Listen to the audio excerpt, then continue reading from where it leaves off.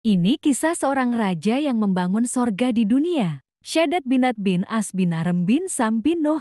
Dia adalah salah satu raja dari 4 orang yang pernah menguasai dunia.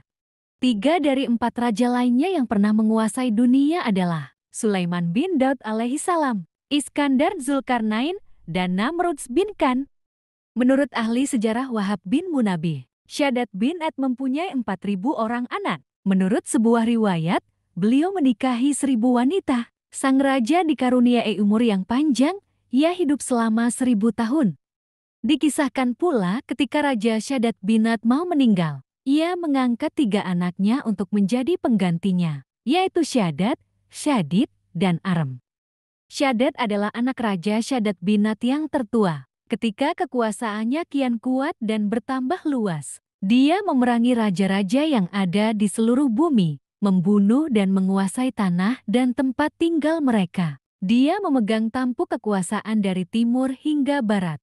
Al-Kisai mengatakan Shaddad bin Ad dulunya adalah orang yang sangat tertarik membaca kitab-kitab terdahulu yang telah diturunkan kepada para nabi. Setiap kali dia mendengar tentang keadaan di surga, dirinya merasa sangat senang. Dalam hatinya, ia ingin mendapatkan surga semacam itu di dunia.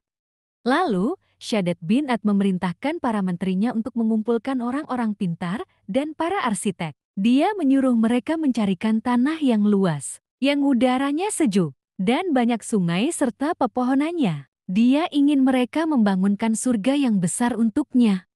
Berangkatlah sang menteri beserta pasukannya yang hebat-hebat dan pintar-pintar. Mereka berangkat menyusuri pelosok bumi. Ketika mereka sampai ke daerah Eden yang ada di pinggiran Yaman, di sana mereka menemukan tanah yang cocok dengan kriteria yang diinginkan Shaddad bin Ad.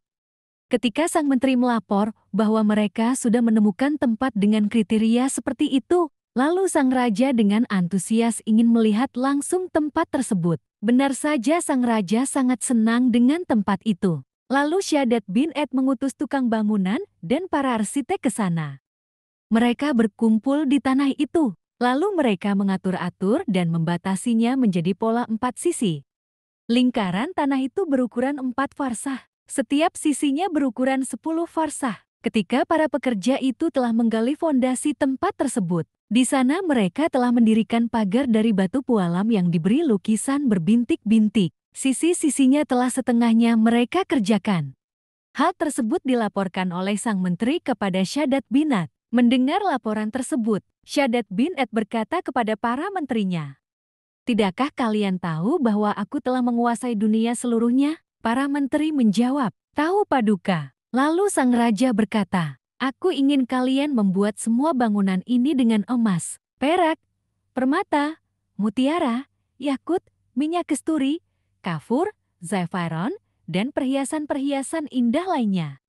Maka, atas perintah itu mereka mengumpulkan barang-barang tersebut dari setiap penduduk di segala penjuru bumi. Para prajurit ada yang diperintahkan untuk menambang guna mendapatkan emas. Ada yang mereka cari di hutan-hutan, ada juga yang mereka rampas dari para rakyat. Kemudian setelah semuanya terkumpul, mulailah para pekerja membuat bata dari emas dan perak. Kemudian bata-bata itu dipasangkan di atas batu pualam itu. Setelah para pekerja merampungkan pembuatan pagar kota itu, mulailah di tengah-tengahnya mereka bangun gedung yang bahannya hanya terbuat dari emas dan perak saja. Untuk bangunan itu tiang-tiangnya mereka buat dari zabarzut hijau dan yakut merah. Gedung itu mereka percantik dengan pepohonan yang terbuat dari mutiara, yakut, permata, dan sungai yang mengalir. Di sekitar gedung ditebarkan minyak kesturi, anbar, minyak wangi dari ikan, dan kapur. Semua itu mereka bangun dengan kreasi yang menakjubkan dan sempurna yang tidak ada bandingannya.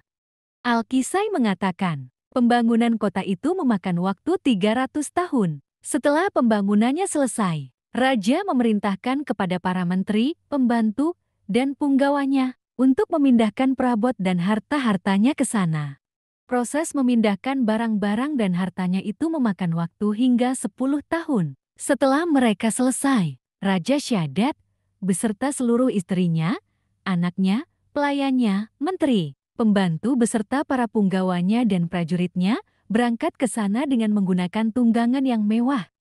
Ketika mereka sampai ke pintu kota itu, Dan ketika raja ingin masuk ke sana, tiba-tiba ada satu malaikat yang diutus oleh Allah kepada Shaddad binat. Malaikat itu berkata, "Hai Shaddad, jika engkau mengakui keesaan Allah, maka aku mempersilahkan padamu masuk. Tapi, jika engkau tidak mau mengakui adanya Allah, maka pada saat ini juga aku akan merenggut ruhmu." Mendengar hal tersebut, Shaddad yang sombong menolak, dan dengan sombongnya ia mengaku bahwa dialah Tuhan. Karena hal tersebut malaikat itu meniup sangkakala. Dengan sekali tiupan sangkakala membuat mereka semuanya mati. Akhirnya, tidak ada seorang pun dari mereka yang bisa masuk ke kota itu. Kisah di atas ditulis Syaikh Muhammad bin Ahmad bin Iyas pada tahun 1448 sampai 1522, yang diterjemahkan oleh Abdul Halim yang berjudul Kisah Penciptaan dan Tokoh-Tokoh Sepanjang Zaman. Syaikh Muhammad bin Ahmad bin Iyas adalah salah seorang sejarawan Mesir yang paling penting pada zamannya. Syaikh Muhammad bin Ahmad bin Iyas juga merupakan saksi mata invasi Ottoman ke Mesir. Jangan lupa subscribe. Terima kasih.